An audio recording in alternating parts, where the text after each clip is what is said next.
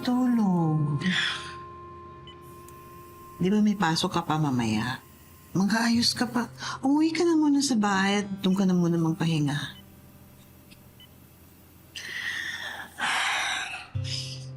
Sa totoo lang, Nay, ay hindi ko alam kung paano ako magpapahinga. Lalong-lalo na ngayon, para tayo nakikipagpatentero sa oras para maoperahan si tatay. Kilala ko yung tatay mo. Lalaban at lalaban yan para mabuhay. Yun nga yung kinabibiliban ko sa kanya, Nay. Kaso, Nay, iba na ho yung kondisyon ni tatay ngayon eh.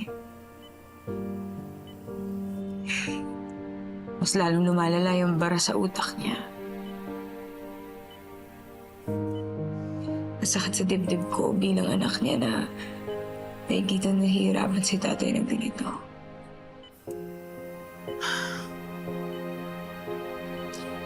May awa ang Diyos, anak. Gagawa siya ng paraan para maoperahan ang tatay mo.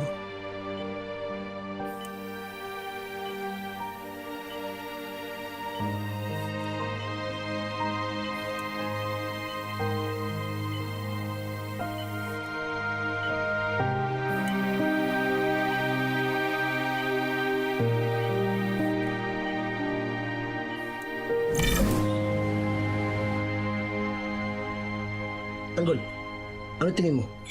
Makakarga kaya ng pera kay Ma'am Berting? Ako sa tingin ko, di ka pahiramin nun. Ano naman pambabayad mo? O di ba malaking pera ang kailangan para maoperahan si Ma'am Bas? Eh meron kayang ganun kalaking pera si Ma'am Berting. Huwag yun ang kutrain. Malay nyo, mawa si Mang Berting kay Tanggol. Pahiramin siya ng pera. O sana nga. Eh kung yung pangungutang nga, pinoproblema na natin eh. Yung pambayad pa kaya. Sa Tanggol din naman natin kailangang mamoblema ng ganito eh. Madali lang yun eh. Mangold na tayo. Yun, one time, big time yun. Solve kagad ang problema ni Mokang. Yun ang malaking problema ko. Eh paano kung malaman ni Moka? Hindi lalo magagalit sa akin yun. O yun nga lang. O di tama ka. O di... Subukan mo na lang manghiram ng pera kay Mang Berting.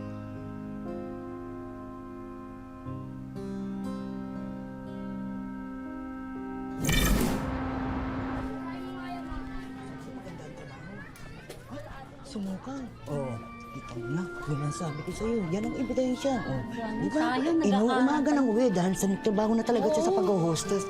Alam mo, kawawa yung batang yan. Pinag-aaral lang ng magulang eh. Nang dahil sa nangyari doon, yun, nagtrabaho sa bar. Naku. Kawawa naman. Oo, ikaw. Sa hospital pa. Bakit ba ganyan ang buhay ng tao?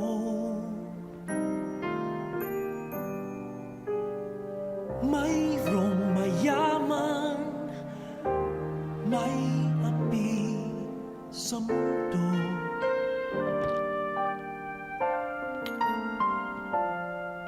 Kapalaran kung hanapin, di matagpuan.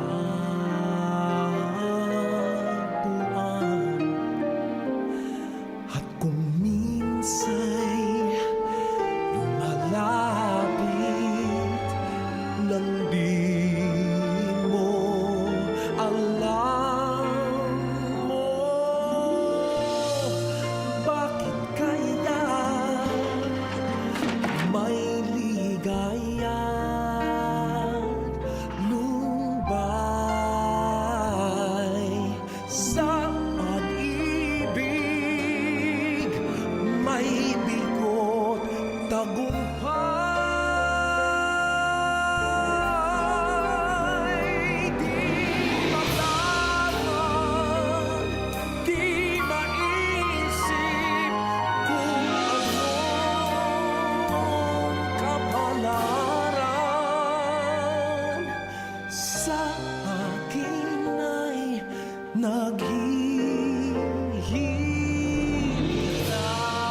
ko na alam kung saan ako kukuha ng pera. Saan kamay ng Diyos ko kukunin ng pambayad sa operasyon niyo, tatay? Diyos ko, sino naman tutulong sa amin? Bakit kaya may ligaya't lumbay? Remo, anong gagawin natin ngayon? Sigurado, maiinip lang tayo kapag hindi tayo umalis. Hindi maghahanap tayo ng trabaho. Trabaho? Eh, sinong kukuha sa atin? Tatandaan na natin. Basta, nakakaya na. Pabigat na tayo dito. Buka natin. Sige. Baka nga naman may kukuha sa atin. Oh, pagkaan niya. Salamat, friend.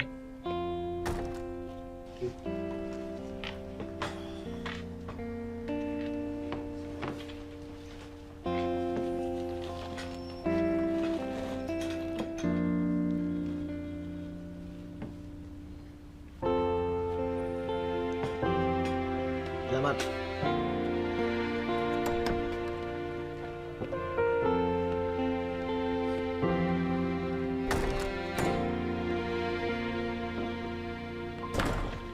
Maberting. Tanggol na oras kayo mo eh. Maberting, inabot na po kami ng madaling araw eh. Marami po kasi kaming pinuntahan. Saan naman kayo nagsusuot? Ha? Dati-rati kailangan pinoproblema ko. Ngayon, nadagdagan pa. Alam niyo, sa totoo lang, ewan ko ba? Sa totoo lang, gusto ko na kayong paalisin dito eh. Kaya lang naaawa ako sa inyo eh. Kasi alam ko, sigurado, kapag umalis kayo dito, lalong mapapariwara ang buhay niyo. O sige, ganito na lang. Pag aalis kayo, sasama ako. Para makasiguro kung wala kayong gagawing masama. At saka maipagtanggol ko kayo kung kinakailangan. Sige po, Berting, kung yun po ang gusto niyo. Berting, huwag ka na mag-abala pa. Eh, alam naman naming marami kang ginagawa dito eh. Habang nasa puder ko kayo, responsibilidad ko kayo. Dahil hindi kakayanin ng konsensya ko na may mangyari sa inyo masama. Sige, kung yun ang mas mabuti, pero huwag ka na mag-alala sa amin. Berting, may sasabihin po sana kami sa inyo. Ano yun?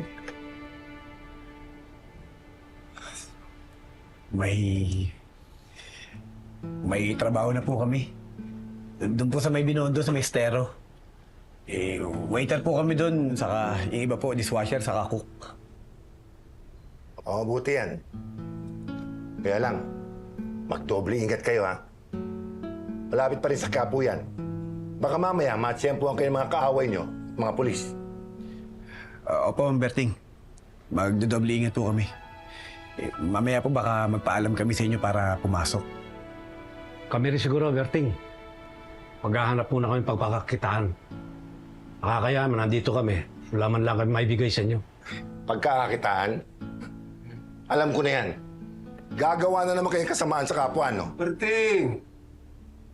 Baba naman ang pagtingin ninyo sa amin. Maghahanap nga po kami ng trabaho. Subukan namin lumabas ng patas. Totoo ba yan? Ha? O sige, ganito na lang. Sasama ako sa inyo mamaya sa paghahanap ng trabaho, ha? Sige. Kung talagang wala kang tiwala sa amin, samahan mo kami.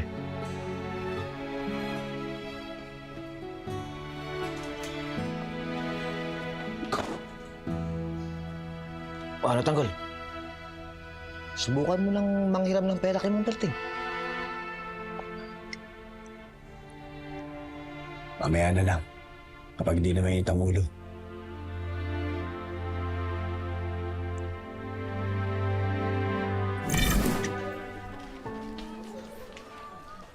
Ali, pwede magtanong? Dito ba nakatira si Monique? Ah, si Mokang! Ayan o! Nandiyan yata siya. Mokang! May naghanap sa'yo! Monique! Mama Janet! Sige, pasok ka!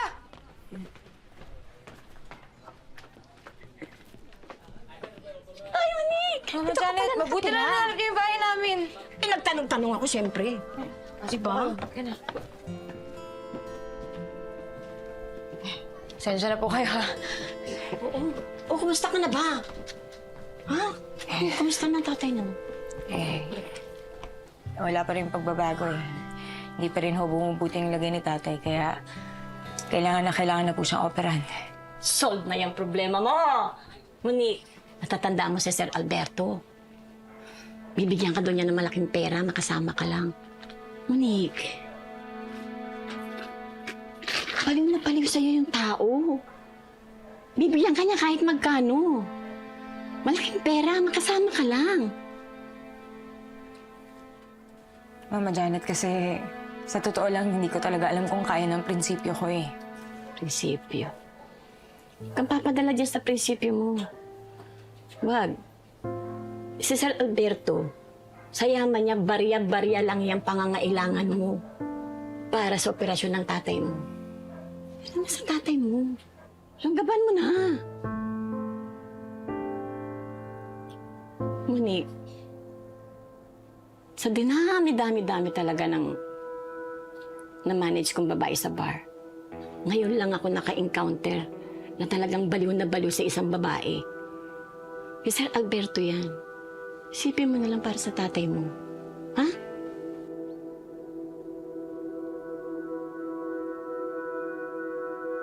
Ito na yung makakasolve sa lahat ng problema mo.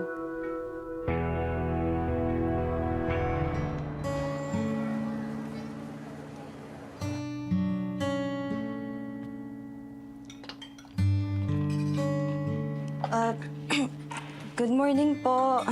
Ay, good morning. Kain na. Good morning po. Oh, Hamil. Sige, upo na. Oh. Matatapos na to. Oh, Marites, matagal pa ba yan? Ito na. Hamil. Sumili pa ako sa kwarto, ah. Hindi pa ba kumukontak sa'yo si David? Hindi pa nga po eh. Kagabi po, tawag po ako ng tawag sa kanya. Hindi po siya sumasagot eh. Ano bang trabaho niya? Panggabi ba siya?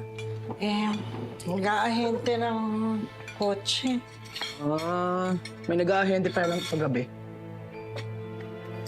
Hindi ba nga, yung nabalita nung makalawa, merong ahente ng kotse na nakipagkita dun sa nagpapanggap na buyer. Ayun, kinarnap yung kotse niya. Pinatay pa yung ahente. Ha? Noy, ano ka ba? Huwag naman ganyan. Kinikwento ko lang naman ng nabalitaan ko eh. Noy naman, nagtatrabaho yung bata. Alam niyo namang mahirap magbenta ngayon. Siyempre lahat ginagawa ni David para makapagbenta at magkaroon ng komisyon.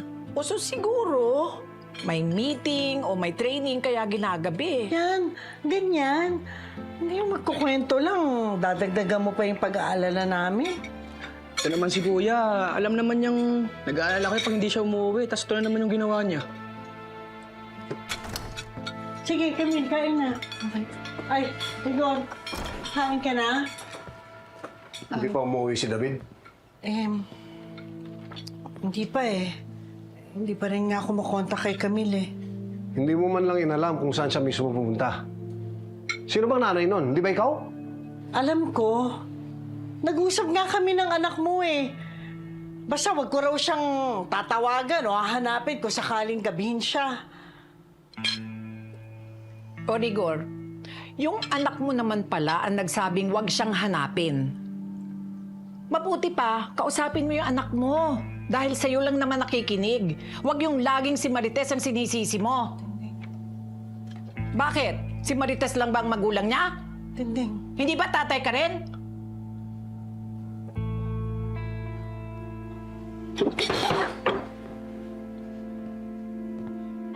O sige, labas mo na naman yung mahaba mo. Tinding, tama na. Hindi.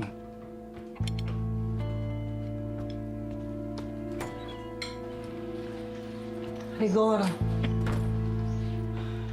ang punto lang naman ni Tindeng, huwag na natin dagdagan yung gulo dito sa bahay. Kausapin na lang natin si David. Ayoko yung pakiramdam na para tayong mga bulag na parati nag-aalala sa kanya. Di bale, kakausapin ko siya. Siguro nagpapakitang gilas lang yun doon sa bago niyang pinagtatrabahuhan, kaya lagi nag-overtime. Hindi na. Ako kakausap sa kanya. Alam ko kung paano kausapin yung anak ko.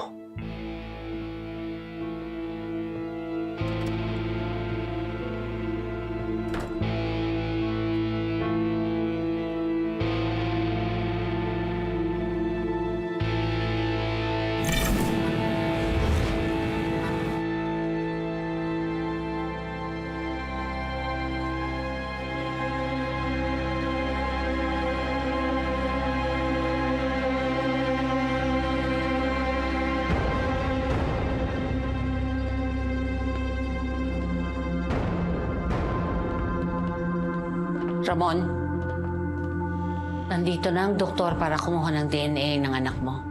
Hindi ako maniniwala ang anak ko yan hanggang hindi ko nakikita ang resulta ng test. Sige, ilabas siya bata.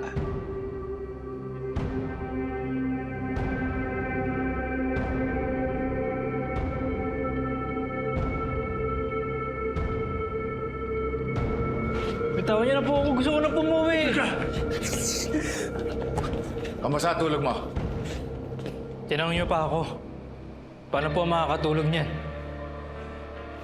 Di ko nga pumapikit yung mata ko dahil sa takot eh. Baka kung ano mangyari sa akin. Masanay ka na. Kapag napatunayan na ikaw ang anak ni Boss Ramon, tandaan mo, dito ka na matutulog, dito ka titira. Eh yun, kung talagang anak ka nga niya.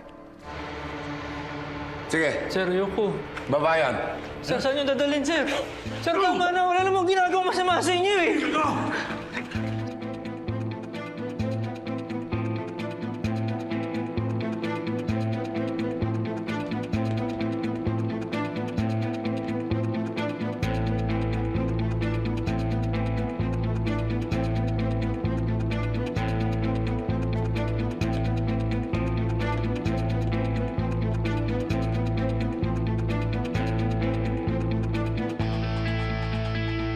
Paupuin niyo.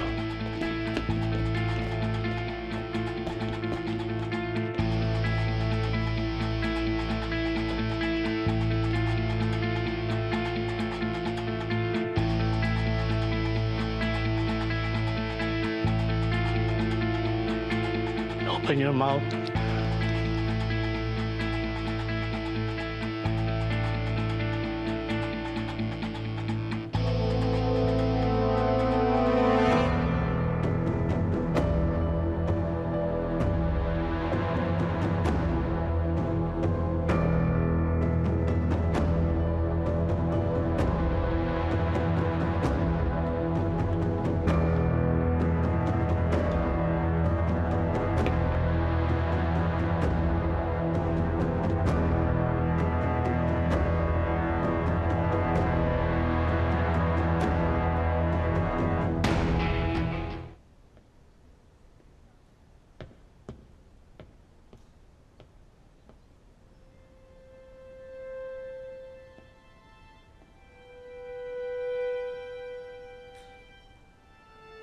Ma'am Berting,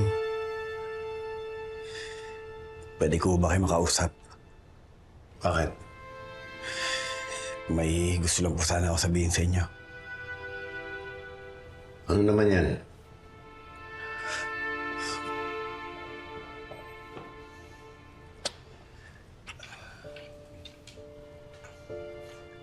Ma'am Berting, alam ko po hindi po itong tamang pagkakataon pero hihingi po sana ako ng tulong sa inyo. Baka sakali pong pwede niyo akong pahiramin ng pera. Para saan naman yan? Itutulong ko lang po sana kay Mokang. Yung tatay po kasi niya kailangan na pong operahan eh. Naaawa po kay Mokang wala po kasing ibang malapitan eh.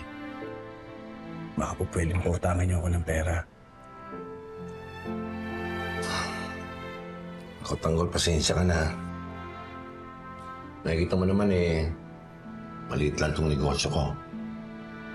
Yung mga racket ko pa nawala dahil sa inyo. Tsaka, alam naman siguro na mahirap talaga ang buhay ngayon. Ay, huwag ko kayo mag-alala, Ma'am Berting. Nauunawaan ko naman po. Naiiya nga po ako sa inyo dahil nakakadagdag pa po kami sa mga gastusin niyo. Alam mo, Tanggol, kung gusto mo talaga makatulong kay Mokang, tama yung ginagawa mo. Maghanap ka ng maayos na trabaho. Pero kung wala ka naman pera, huwag mo naman pasanin ang problema ng ibang tao. Naaawa lang po talaga ako kay Mokang kasi sagad na po siya. Pumapasok na nga rin po siya ngayon sa mga bagay na hindi niya gusto eh. At hindi ko po kaya na makita na gano'n si Mokang. Kaya nagbabaka sakali lang po ako sa inyo. Tanggol, minsan talaga ganyan ang buhay. May pagdadaanan ka na pagsubok. Pero huwag ka mag-alala. Naniniwala ako na isa pa pabayaan ng Diyos at makakagawa siya ng paraan. At ikaw naman, kung talagang gusto mong tumulong kay Mokang, yung kaya mo lang gawin. At huwag mo nang ipilit na tumulong sa kapwa. Kaya kapahamak mo pa yan. Salamat po. Pasensya na po kayo. Naabala ko pa kayo. Pasensya na rin, ha? Sige po, Berting. Salamat po.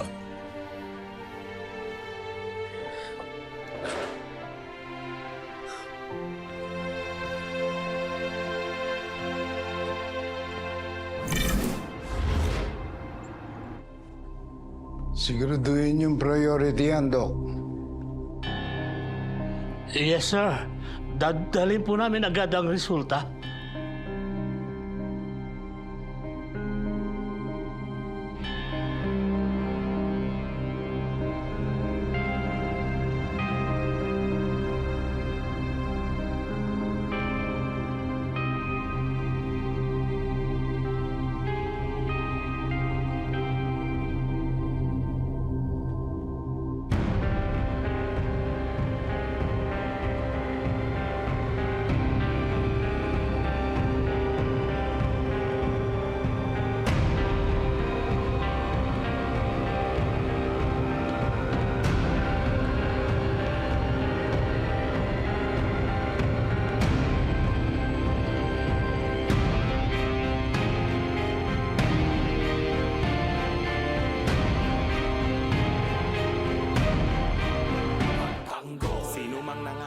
Saan mang galing tutulungan, tawagin lamang ang ating tagapagtanggol. Laban sa mga ganit at sinungaling umanda pagkat nandito na ang ating tagapagtanggol. Sino mang nangangailangan, saan mang galing tutulungan.